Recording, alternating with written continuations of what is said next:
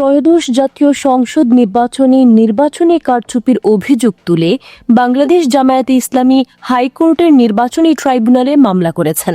ঢাকা ৬, ঢাকা ৭ ও গাইবান্ধা ৪ আসনে vote oh ফল প্রকাশে অনিয়ম হয়েছে বলে তারা অভিযোগ করেছেন।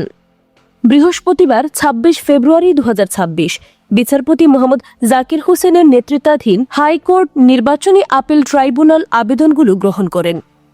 আদালত এই ৩টি আসনের নির্বাচনের সকল ব্যালট পেপার, রেজাল্ট শিট ও সম্পর্কিত নথি নির্বাচন কমিশনের হেফাজতে রাখার নির্দেশ দিয়েছেন। বিজয়ী হিসেবে ঘোষণা পাওয়া প্রার্থীদেরও নোটিশ জারি করা হয়েছে। জামায়াতের আইনজীবীরা জানায়, নির্বাচনের সময় ভোট গ্রহণ ও ফলাফল প্রকাশের প্রক্রিয়ায় গুরুতর অসঙ্গতি ও অনিয়ম লক্ষ্য করা গেছে।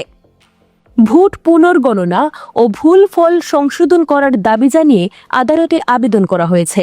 এছাড়া বিরোধী দল বাংলাদেশ জাতীয়তাবাদী দল শেরপুর ১ আসনে একই ধরনের অনিয়মের অভিযোগীয় আবেদন করেছে এবং সেই আসনের নির্বাচনী সামগ্রীও সংশ্লিষ্ট কর্তৃপক্ষের হেফাজতে রাখার নির্দেশ দেওয়া হয়েছে।